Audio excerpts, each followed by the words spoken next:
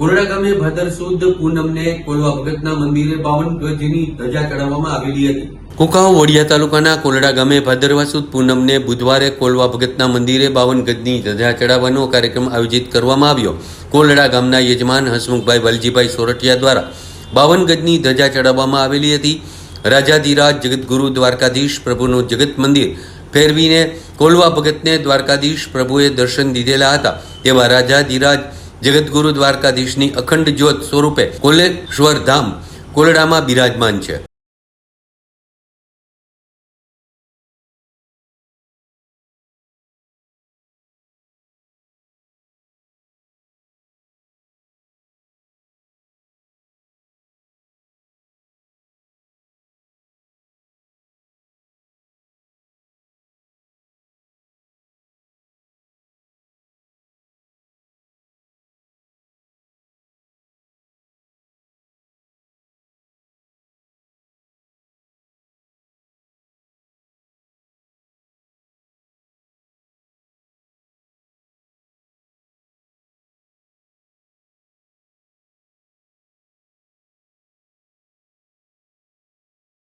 जय कोलवा भगत भादरवा सुद पूनમને બુધવારે રાજાધિરાજ જગતગુરુ દ્વારકાધીશ પ્રભુનું જગત મંદિર ફેરવીને દર્શન દેવા પડ્યા તેવા મહાન સંત શ્રી કોલવા ભગતના મંદિરે કોલેશ્વર ધામ કોલડાની અંદર યજમાન શ્રી હસમુખભાઈ વાલજીભાઈ સોરઠિયા દ્વારા 52 ગજની ધજા ચડાવીને ભવ્યથી ભવ્ય આયોજન કરવામાં આવ્યું છે।